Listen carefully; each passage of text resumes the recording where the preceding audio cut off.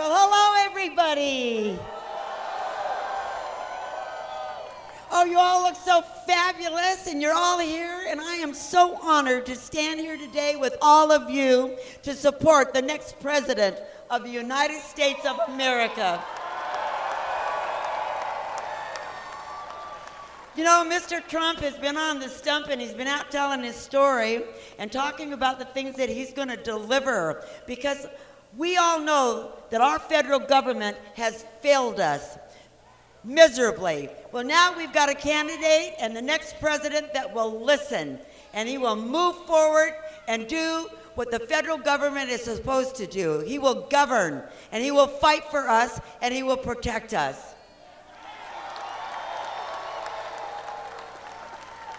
You know, all of us that live in Arizona, we know a little bit about illegal immigration and what it's done to our great state, and the suffering and the heartache that it brings to the families, and the cost that it costs each and every one of us.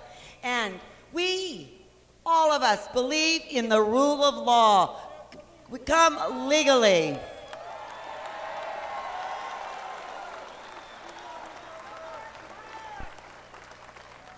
And Mr. Trump understands that. He believes in the rule of law, and he's going to build that wall.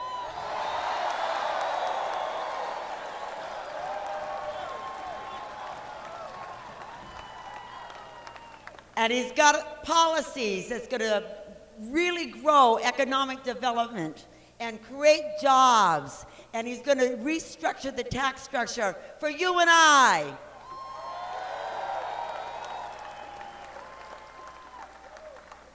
And it's because all of us, again, the silent majority and the establishment, listen to us. Listen to us. So, Tuesday is election day. So I stand before you today to remind you, if you haven't already voted, to vote. And if you've already voted, tell a friend. Make sure that you get them to the polls. We need a great turnout. We need to win Arizona for Donald Trump.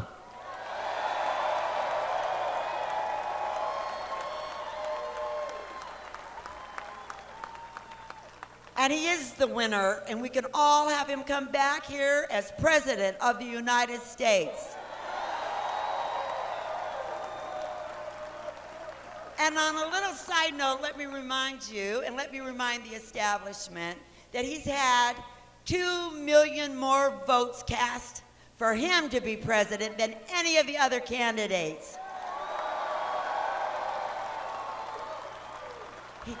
He's our choice. This is our chance to replace that failed government. So get out there and deliver. We love you all.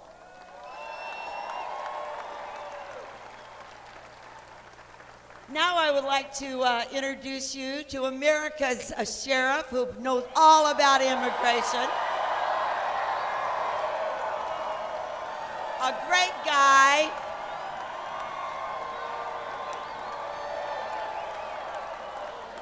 Somebody that knows all about illegal immigration and incarceration. Somebody that trusts.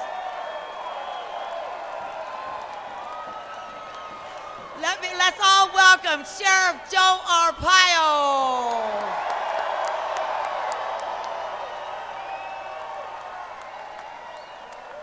Well, I didn't know anybody like me in Tucson. Thank you. Thank you.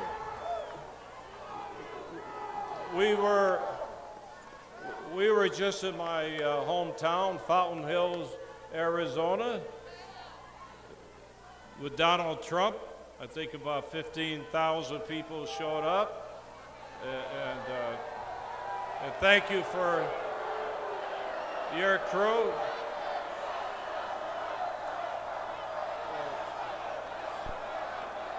So,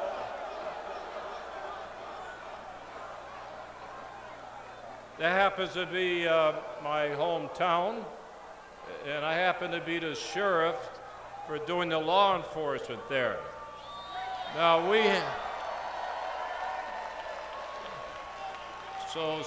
some demonstrators were trying to intimidate the rally up there. So we locked up some demonstrators and threw them in jail. So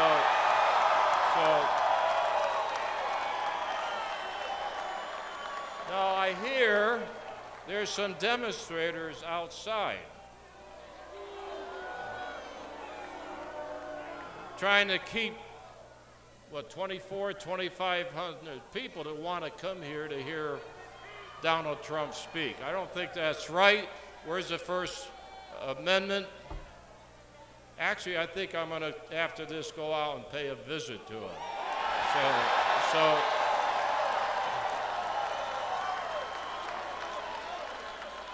So anyway, I'm here for our next president of the United States. I met him for the first time in July in Phoenix when he had a big rally. Remember, July. I was very impressed with that meeting, and I endorsed him. I will continue to support him. You know, I covered the border in Mexico City and Arizona for 35 years. So I know where the border is. I've been through all this.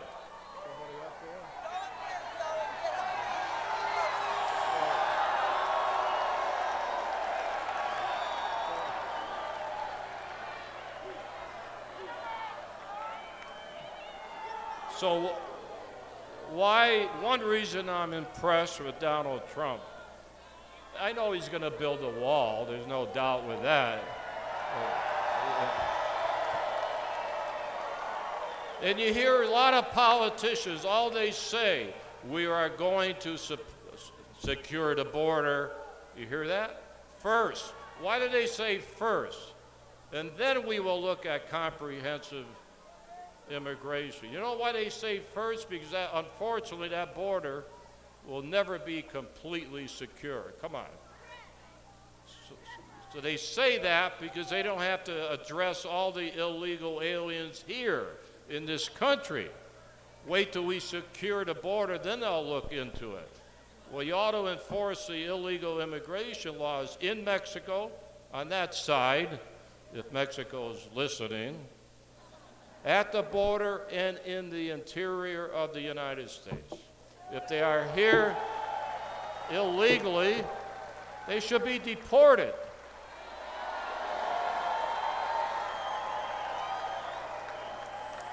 And I have 8,500 people in our jails. They're charged with all other crimes, not for being here illegally. But they're all, those 8,500 are illegally here. So we turn them over to the government, 8,500, and guess what? Over 3,000 have come back to the jails that I run. 3,000. Some guys come back 24 times. So they should be sent to Mexico or any other Central America, wherever they come from. It's not happening. Not happening. I don't want to go on and on. I have a deep respect. And you know me, I have gut feelings. I've been alive, I'm not going to give my, no, I'll give my age. You guys can't vote for me, so I don't care. No, I think I was born on the same day as Donald Trump. Not the same year. Flag Day, June 14, 1932. She says, what, I don't look it? My mother and father came from Italy legally. And I just drink the olive oil, that's what keeps me young, right? So, he's a great guy. He has to be our next president to save this country. Has to be. So, I'm not going to take up more time. I want to go see, what do you got, some demonstrators out there? Okay. So I'll be, anyway, you think I'm joking? I've been to Tucson before. They've had demonstrators wherever I go. I go to the toilet, I have demonstrators. So maybe they'll give me some food. Anyway, I want to introduce the next president of the United States, Donald Trump.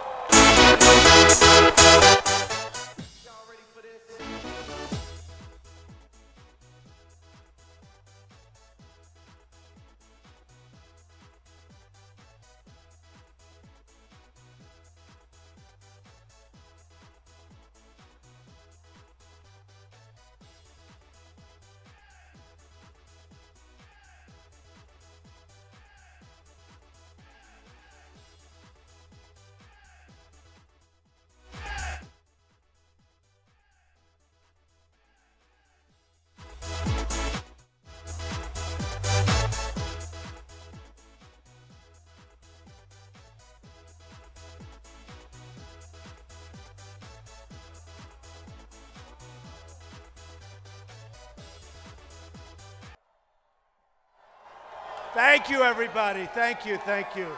Whoa. I'll tell you what. We arrived, last night we went to Salt Lake City. It was beautiful. They are great people.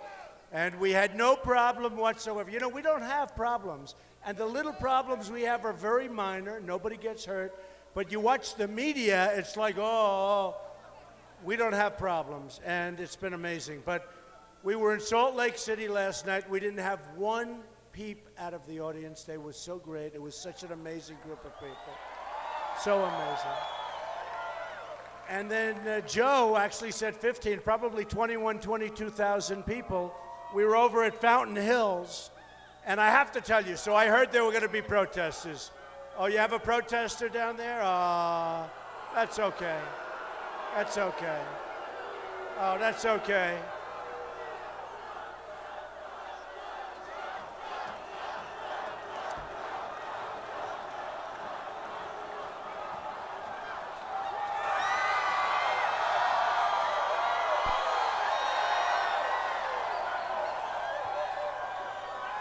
All right, thank you, fellas. Good job. Thank you very much. We love our protesters, don't we? So we were in the Phoenix area. It was incredible. 21,000 people. And I want to tell you, it was a love fest. Not a peep. Everybody loved it. They're getting a little television now. They're going to get a little television. They'll get a little television so their mom can say hello. It's unbelievable. You really ask yourself, what are they doing? What's the purpose, right? What's the purpose? We want to have a strong military, right? We want to take care of our vets. We want to do things. We want to have great jobs. We want to have a beautiful family and home. I mean, we want the same things, I think. So I don't know what they're doing, but they're having fun. They're sent in, to a certain extent, I hear by Bernie, but he's gone now. And Hillary, she should be gone, but she'll probably be allowed to run, right? And no, she'll probably be allowed to run, and she shouldn't be allowed to run. So let me tell you a little story. Outside, right now, as big as this crowd is, right now we have 2,500 people, 2,005 that can't get in because there's a line that's formed, and it can only be single file, and it's so unfair to these people because a few protesters are making it so it's a very narrow passageway, and they said, should I wait or should I start? And I hated to start, I'll be honest with you, but, it was very interesting with Sheriff Joe. This morning, with 21,000 people, we heard there were protesters. It was going to be nasty. It was going to be... So they blocked the road. They chained themselves to the cars. There were about 50 of them. But listen to this. What Sheriff Joe did, he said, get up, get out. They didn't. They cut the chains. It took like 2 minutes. They cut the chains. They arrested 3 people, and everybody else left. Right? They left.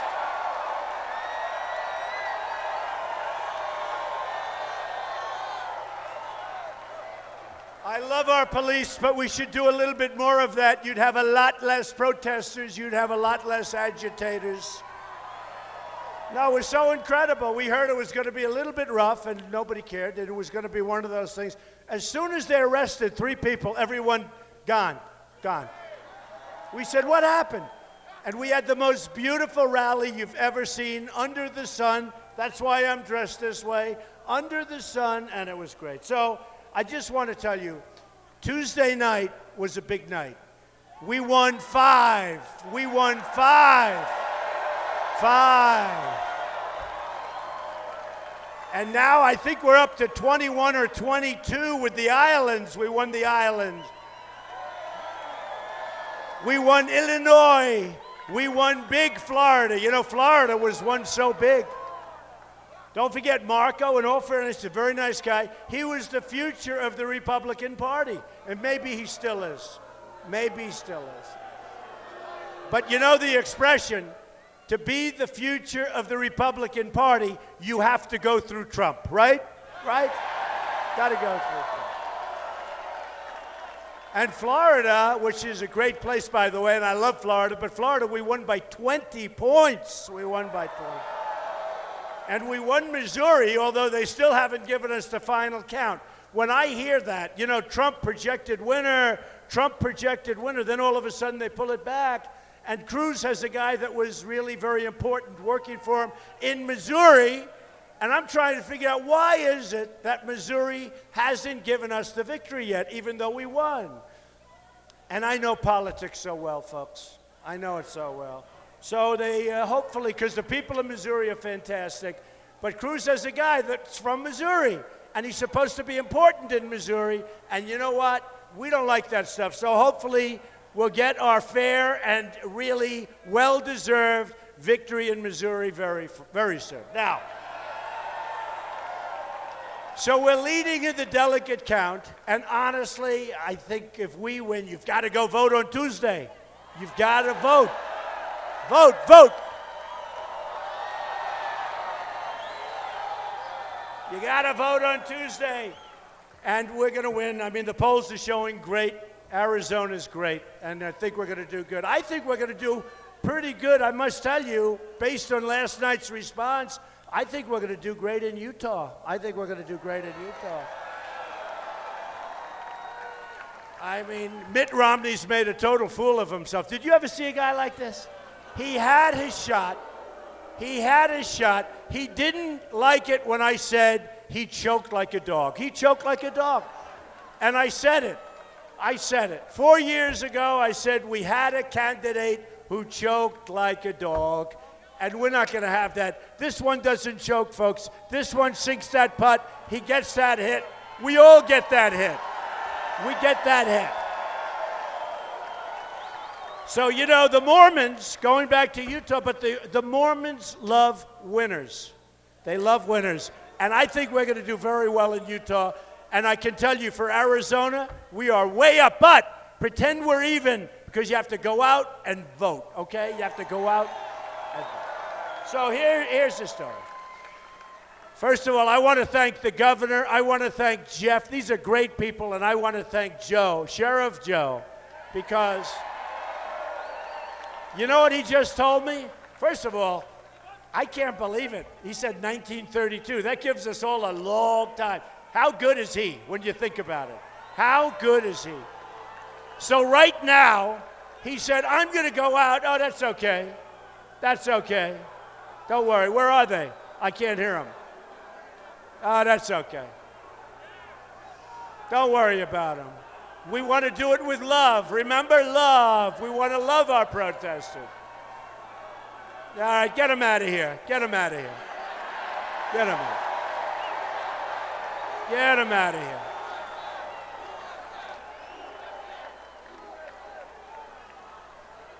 There's a disgusting guy, puts a Ku Klux Klan hat on. He thinks he's cute. He's a disgusting guy. That is a disgusting guy. Really disgusting. A big wheel. Big wheel.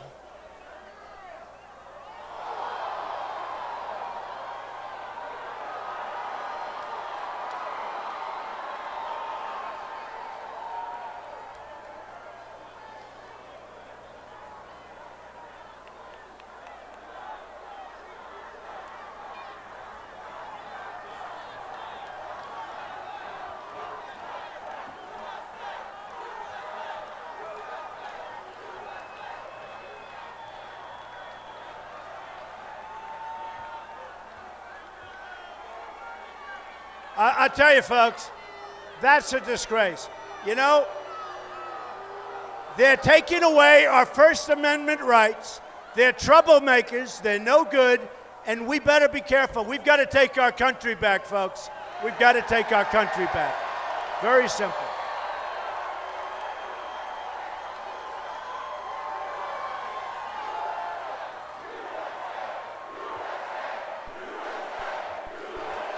USA, USA, USA.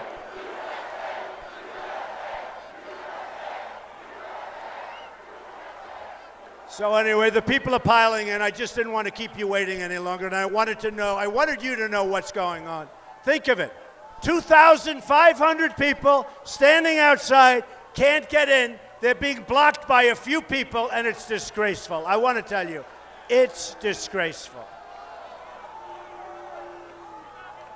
So they'll come in as we're talking, and they'll start, and we love those people out there. We love them. We love them. Let me tell you, folks, illegal immigration is going to stop. It's dangerous. It's terrible. We either have a border or we don't. And if we don't have a border, we don't have a country. Remember that. We don't have a country. It's tremendous crime. It's tremendously bad for jobs and our economic development. And you know what? People are going to come into our country, and we want them to come into our country, but they're going to come into our country legally. Legally. Legally.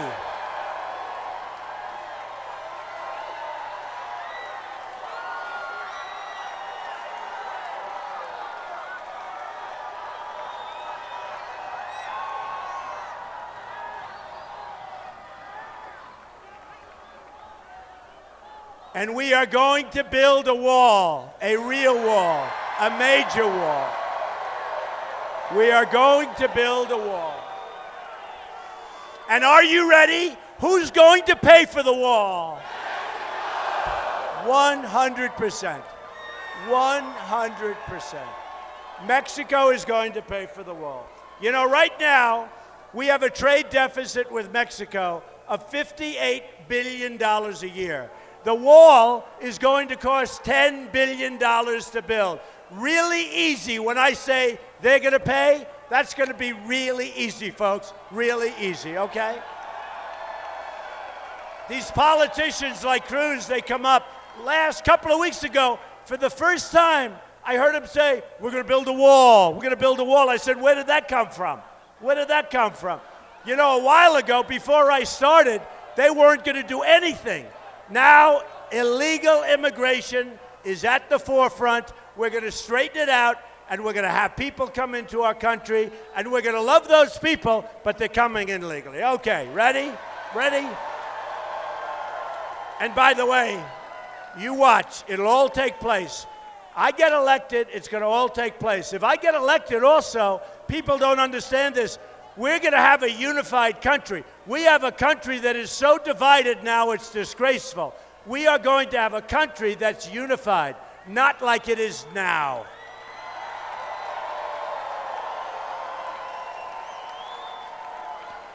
Now, I want to read you a little something from the great Al Wilson, and he wrote it a long time ago. I'll wait till we get these people out from behind me. But I think it really says something. Go ahead.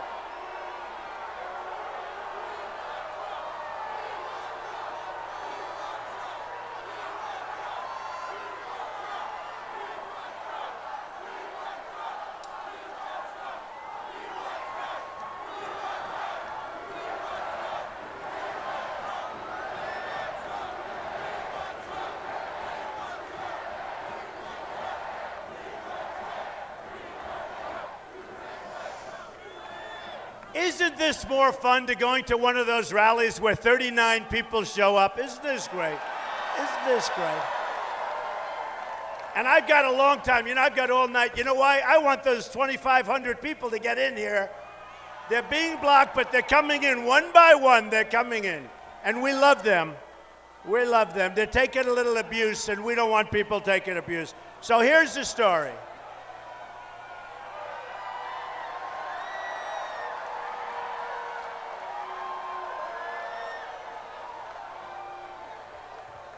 All right, get him out of here, please. Get him out. Get him out.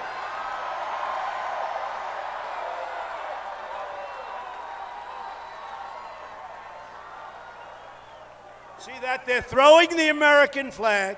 If they had a match, they'd burn the American flag. They don't care about us. They don't care about this country. These are not good people, folks. These are not good. They're throwing the flag all over the place. They think it's cute. The other guy's wearing a Ku Klux Klan outfit. He thinks it's wonderful. These are bad people, I'm telling you. And they're not really protesters, they're agitators. And if Sheriff Joe was here, they'd be in jail already. I want to tell you that. They'd be in jail a long time ago.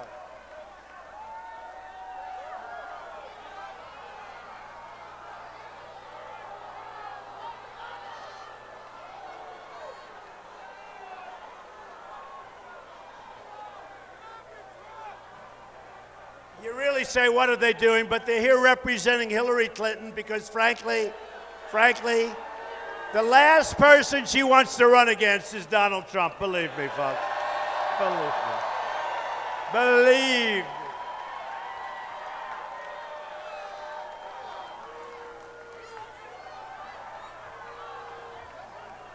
I hate to have them arrested. You know, we have this hall. This is our hall.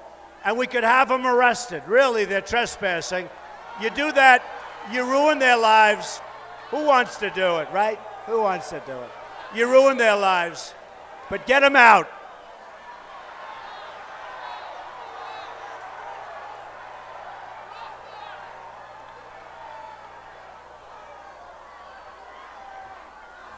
Such filthy language, right? If we use that language, it would be like all over the world. All over the world. Oh, it's a shame. All right, you ready? So this is something written by Al Wilson in the 1950s.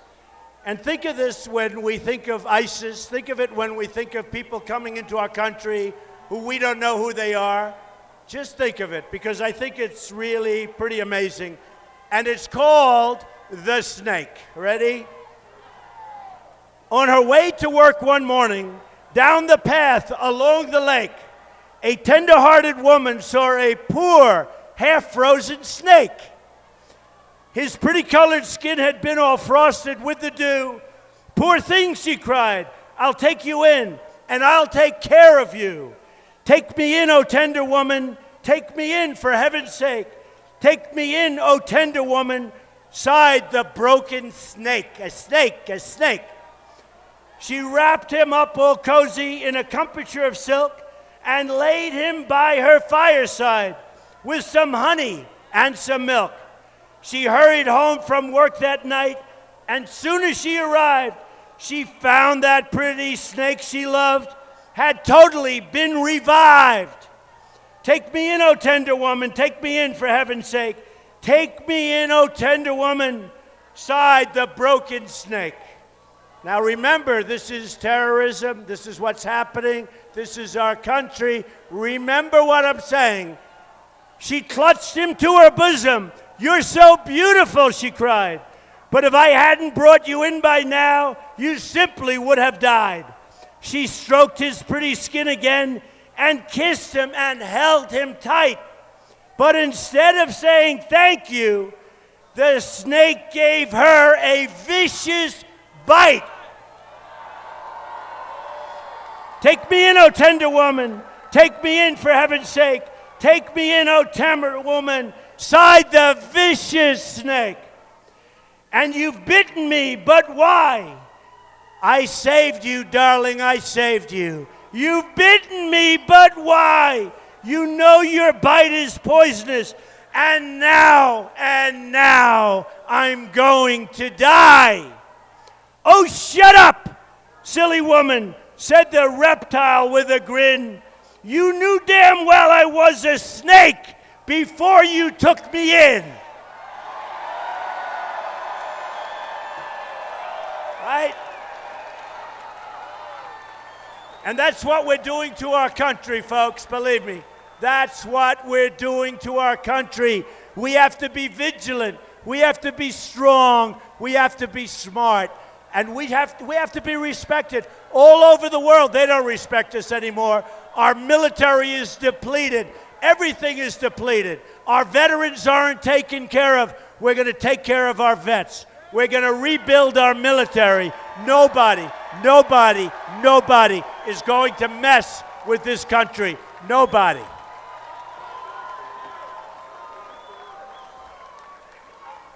So when I started this quest, and believe me, it takes guts to run for president. I've always heard if you're a successful person, you can't run for president. And I said, I don't know. I'm looking at it. And by the way, we've done pretty well. We're leading every single poll. Every single poll. Remember when these characters in the back, they said, Donald Trump has just hit 11. He's plateaued. Nobody's going to vote beyond that. Then the next week we hit 16. Then we hit 19. Then we hit 24. Then we hit 32. Well, now we're hitting 53. Now we're in the 40s and the 50s. Remember this, when they were saying that, I had 17 people.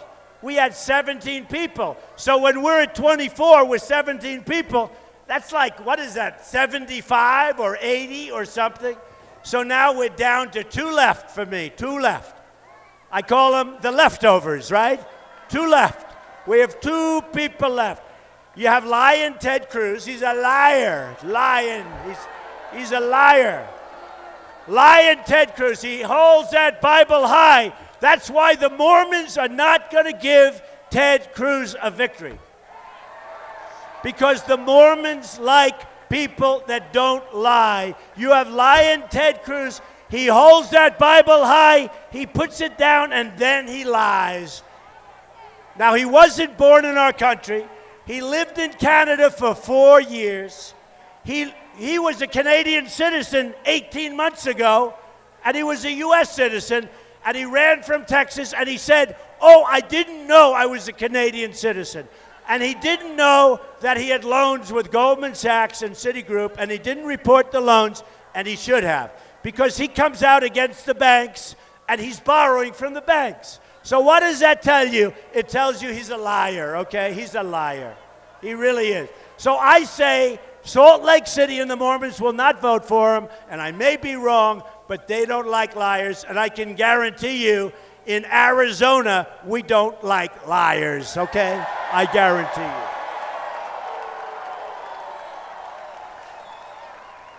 So Ted and Kasich, I don't think Kasich's a factor here, but we'll say it anyway.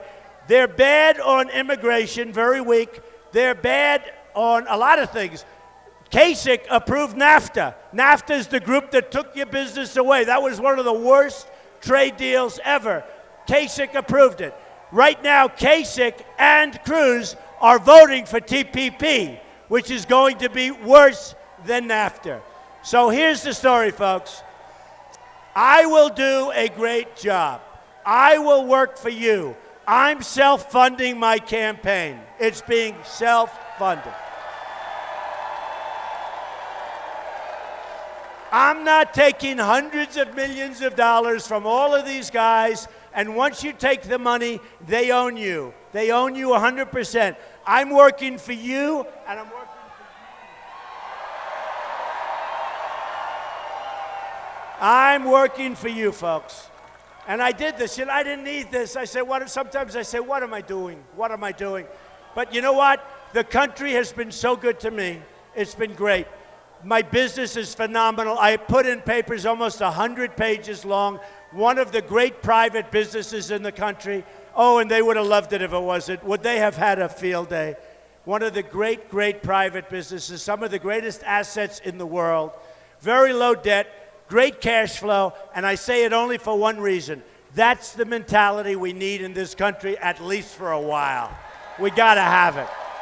We've got to straighten out our country. We owe $19 trillion in debt. The $19 trillion is going up to $21 trillion.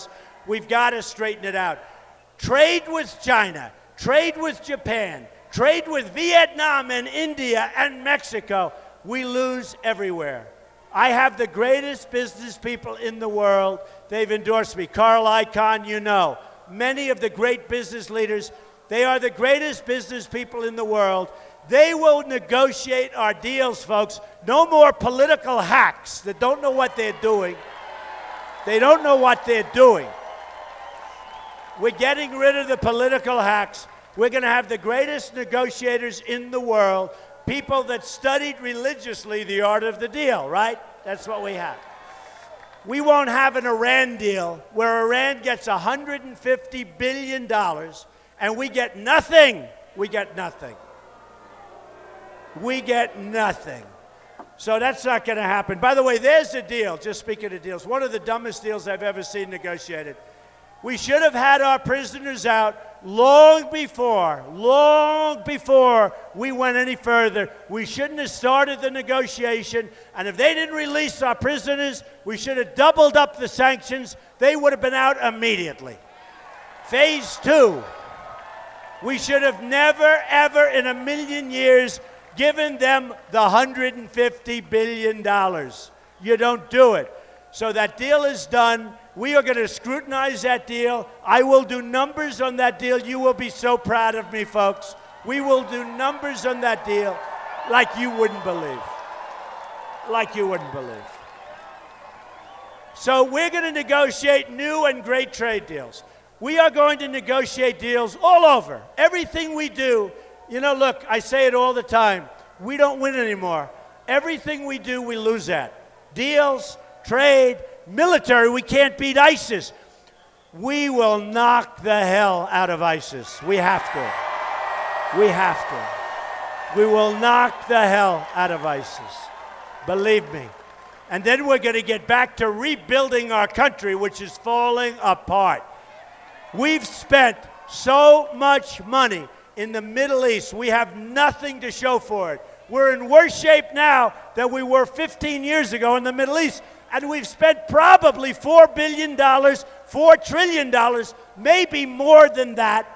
We have nothing to show for it. We have to get back to rebuilding our country.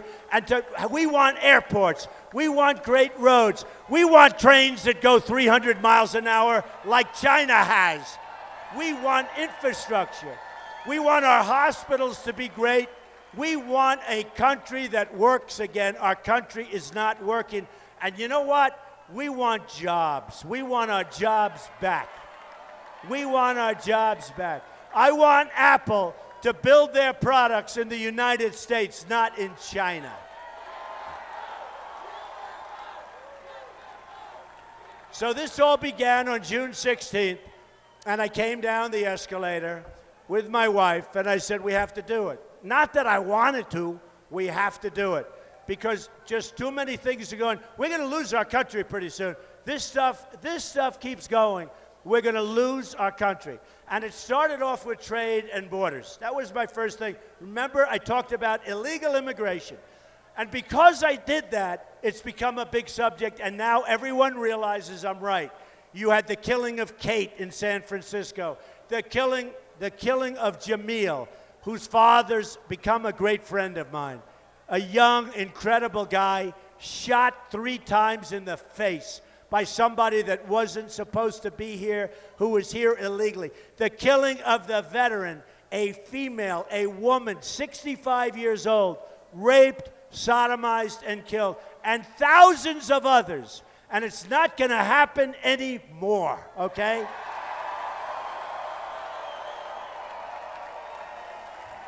And by the way, we're getting rid of these ridiculous sanctuary cities, which are disgraceful.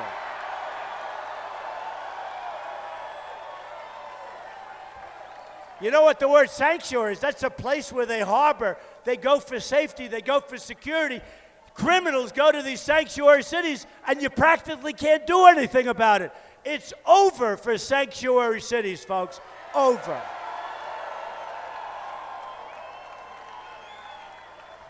So what we're going to do is very simple. We're going to have great trade deals. We're going to start chopping away, and it's going to go fast. We're going to renegotiate trade. When a country like Saudi Arabia, no problems. I have a lot of friends from Saudi Arabia. one of the richest places, probably the richest place there is. Before the oil crash, they were making $1 billion a day, and we were paying for our military. We're defending them. It's going to all change, folks. Now they're making half as much. It's going to all change. They want us to protect us. We'd love to protect you. You got to help us out. Believe me, they'll help us out like you won't believe. They wouldn't be there if it wasn't for us. Countries like South Korea, I order thousands and thousands of television sets a year. They come from South Korea. I'd like to order them from here. They don't make them in the United States. Remember Sylvania, General Electric, they don't make them here anymore. So here's the story. Every time North Korea, he raises his head, we immediately send our ships, send our planes, millions of dollars, billions and billions of dollars. We protect South Korea. We get nothing. Practically, we get nothing by comparison. So here's the story. People want our protection. I think that's great. We want to help people, but we have to be reimbursed. Do we agree? We have to be smart. We have to be smart.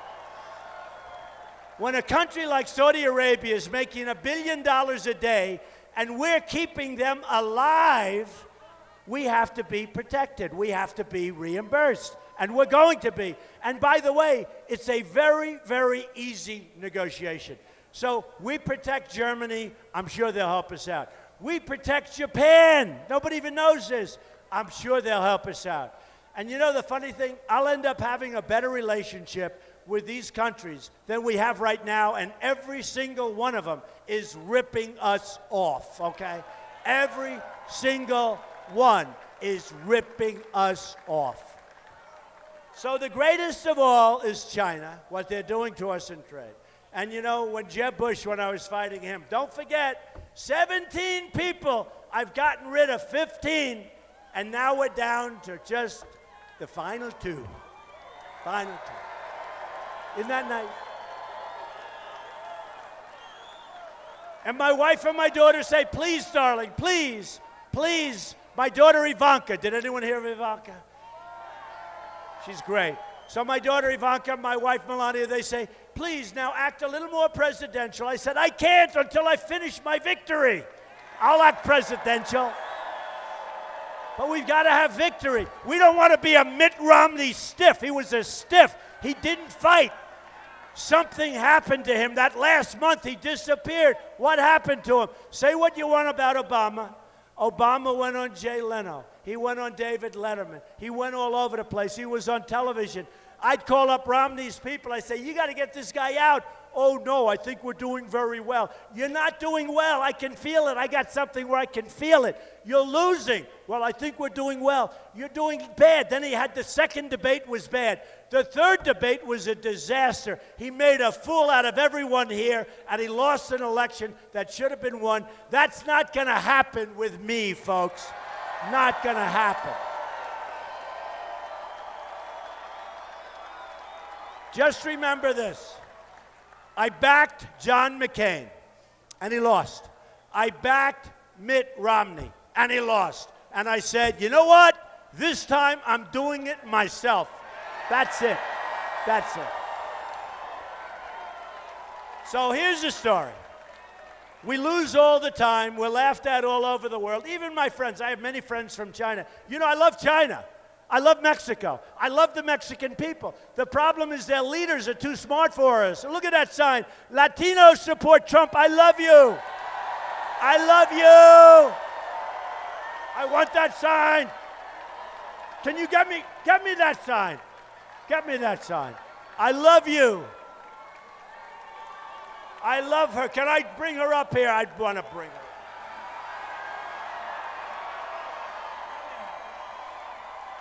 Let me have that song. Oh, look at that. Latinos! I love you, darling. Come on over here. Get her up here. And that's not one of those Bernie signs that's made by a printing press where they hand it to the protesters, right? That's not one of those. Oh, another beautiful, beautiful. Look at all the Latinos. Thank you, darling. I love that. That means so much to me. Come on, bring her up.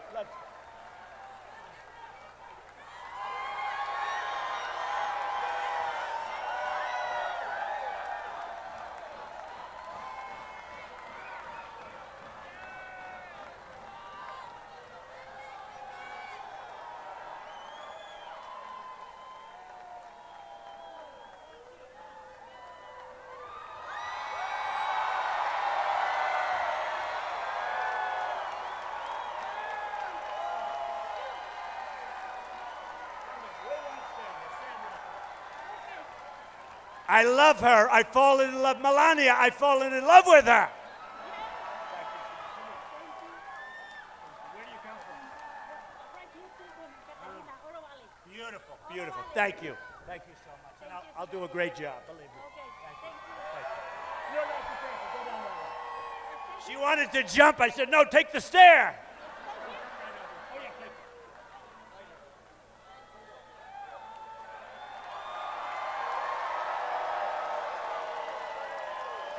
She did so well, I don't want her falling. That's why, you know, when I walk into like an arena, we have thousands and thousands of people, and I'm always very slow with the stairs, very slow, nothing to prove.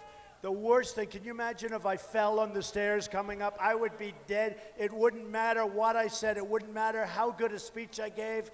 Those guys, I'd be on the front page of every newspaper in the world. So, you know what I do? Nice and easy, right? You watch. I do that. Thank you, man. Thank you. So here's the story.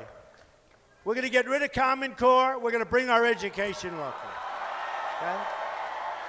Our education in this country is a mess.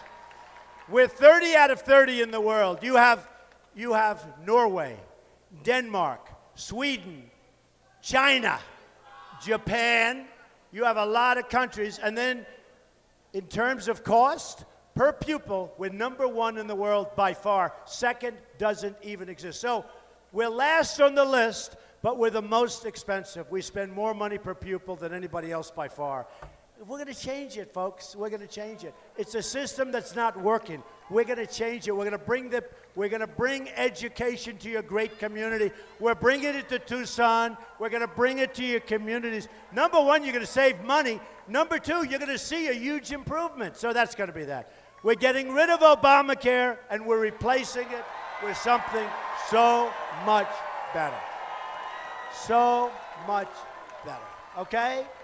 It will be so much better, so much less expensive, and just better in every single way. It'll be portable. We'll have so many different things. And by the way, you'll have choice. You'll have lots of different choices. Obamacare is a disaster. And you look at your premiums. They're going up 35, 45, 55%. It's crazy. And the deductibles are now so high that unless you're close to death, and even then, you're not going to be able to use it, okay? So we're getting rid of Obamacare. We're going to protect our Second Amendment, okay? Protect our Second Amendment. And I tell the story. Paris has the toughest gun laws in the world, just about, the toughest in the world. And France generally. And you can't have a gun, impossible. So when these thugs go in, these horrible, horrible human beings, these disgusting human beings, they go in and they're shooting and shooting. They kill 130 people. Many people are gravely ill right now in the hospital. Many of them are going to die, but these are really seriously hurt people. And if we had a couple of the guys in this audience, or the women in this audience, with a little pistol strapped to their side, or a gun strapped to their ankle, so the bullets could be flying in the opposite direction, it would have been a much different situation.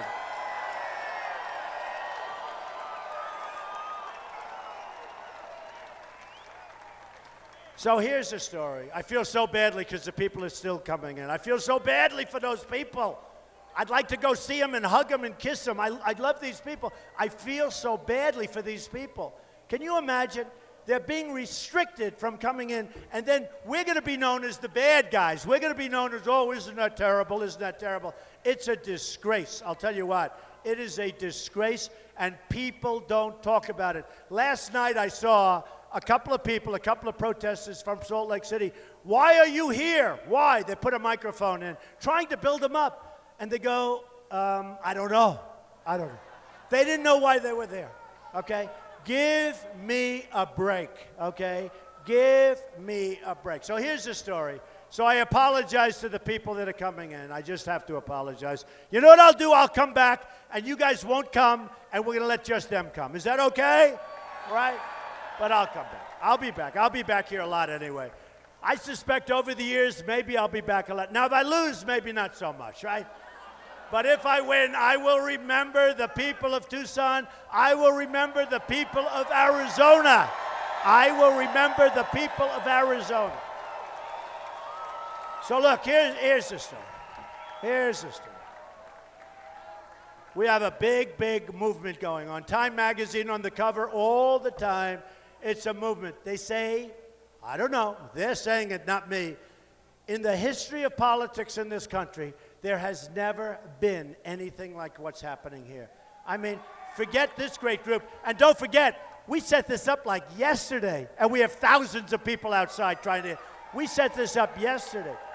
You know that if a guy like Cruz or Kasich came in, or Hillary came in, if you had 200 people, it would be a lot, right? It would be a lot. They'd be using a conference room in some hotel. So here's the story. Here's the story. Our country loses at everything. We lose with our military. We lose with our vets. Our vets are just going to be treated so good. That's one of the things I'm most looking forward to straightening out. We lose with education. We lose with Obamacare and health care. We lose with Obamacare. We lose on the border. We lose with no wall. Nothing, none of this stuff. Look, I know these politicians. They're all talk. They're no action. All talk, no action. It's never going to get done. So here's the story. Here's the story. And I say this, and I'll say it again and again. We are going to start winning again. We are going to win with our military, and we're going to kick ISIS. We are going to kick ISIS where it hurts. We are going to win with our military. We are going to win with our vets. We're going to take care of our vets.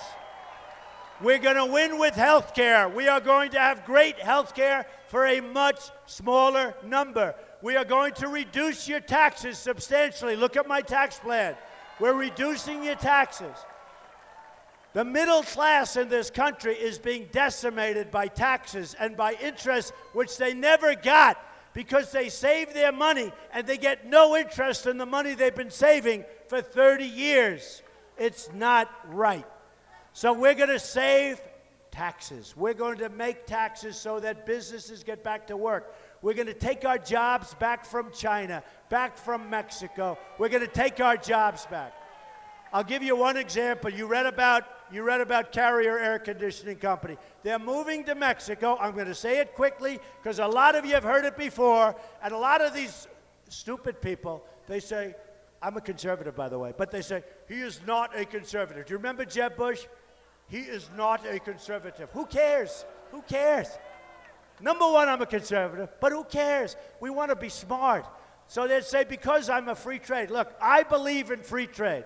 But to have free trade, we need smart people at the top that know how to negotiate. We don't have those people. We don't have those people. We've got people that don't have a clue. We've got people that shouldn't be there. They got there because they gave campaign contributions to these people that I negotiate with and these people that I'm against. So here's what's going to happen.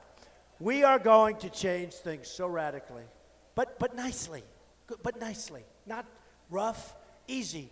I will get along better with China. I have a great relationship with China. I've made billions of dollars dealing with China. The Bank of America building in San Francisco, 1290 Avenue of the Americas, one of the biggest buildings in Manhattan, biggest floor plates in Manhattan. Sell condos by so many condos, tens of millions of dollars. I have the biggest bank in the world. It's from China, a tenant in one of my buildings, okay? We're going to do great with China. We're going to do great with Japan. They send their cars. We send them nothing. They send those cars. We send practically nothing. It's going to end. It's going to end. It's called imbalance. It's going to end. It's going to end. We can't take in millions of cars and we send them wheat. And they don't want the wheat. And they don't want our beef. They send it back. We don't want, look, it's going to end. It's going to end. It's going to be so nice. You know, they're a little concerned with me. They're saying, you know, a friend of mine called up from Japan. Another one called up from China. They said, you know, they're concerned with you because you're the only one that really understands what they've been doing. They understand, folks. They treat us like we're a bunch of babies. They treat us like we're little infants. It's over. So here's the story. We're going to win on trade. I'm going to tell Carrier, enjoy your beautiful new factory, enjoy your beautiful new plant in Mexico, but now we have a wall and we have a border, and every single air conditioning unit that you send across that border, you're going to pay a 35% tax on, okay? 35%.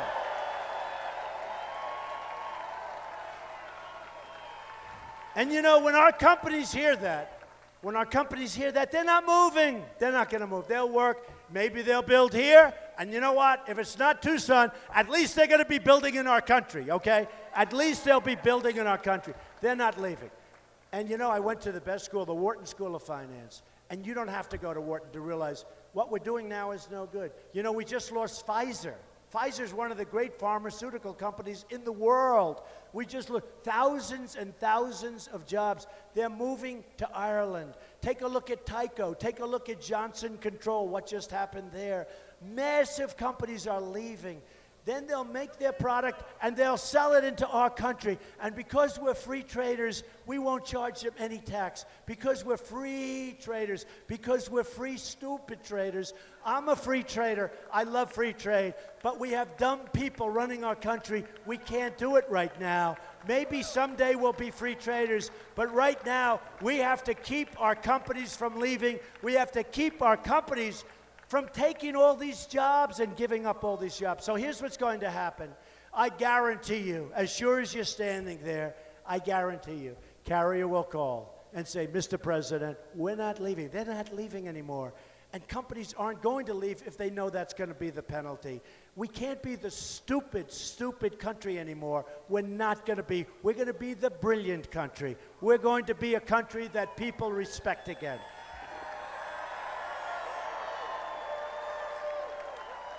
So we're going to win with our military. We're going to beat ISIS quickly and very toughly. We're going to win. We're not going to let people chop off heads. That's medieval times, folks. I didn't want to go into Iraq, but you know what? We got there. We had a president that didn't know how to get out. He announced a date, which is the dumbest thing I've ever heard, and he didn't know how to get out. Even the 50 troops, how about a few months ago?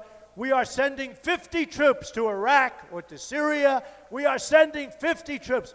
Let me ask you a question. These are our finest troops. These are our best. Why do you have to tell the enemy that they're coming over there? Now there's a target on their back. We have to be unpredictable. We can't be so damn predictable. Don't tell them we're sending 50 troops. Don't tell them. So here's what happens. Can you imagine that? You're one of those troops and you want to get over there, and frankly, you want to sneak over there and you want to do it quietly, and you're really at the highest level in the Marines and the Army and the Air Force and the Navy, but you're one of these great, really incredible troops, and you get a president saying we're sending 50 troops over there. And it doesn't even sound good because 50 is not exactly a scary number, right? But these are the elite. And now these 50 troops have a target on their back because we have a guy that wants to tell the world that we're sending 50 innocent, wonderful people over there. We have to be smart. We have to be smart. We have to think like General George Patton. We have to think like General MacArthur. We have to think here, here, here. So we're going to win with our military. We're going to win for our vets. We're going to win with education. We're going to win at the border, and we're building the wall, and Mexico's paying for the wall 100%. 100%. We're going to win at every level. We're going to win with the education. Got to win. We're going to win at every single level. And you're going to remember this evening, and you're going to remember this day. And you're going to say that Donald Trump was wonderful. He spoke right through some phony protesters that have very weak voices. Spoke right through them like they were nothing, like they were nothing. And that's after speaking to 21,000 in a different part of Arizona, because I didn't want to waste a lot of time. They have I love those weak voices. Sometimes I'll hear a voice and I say, do me a favor, don't mention it. Let's just talk. The problem is when you guys all go, there they are. Be quiet and we can speak right through. So we're going to win so much. And you're going to remember this day, and on Tuesday, more importantly, you're going to remember that vote. And you're going to say, in 5 years, in 10 years, in 20 years, you're going to say, that was the greatest vote I've ever cast. You're going to be proud of your president. and you're going to be proud of your country. I love you, Tucson. I love you, Arizona. Vote on Tuesday.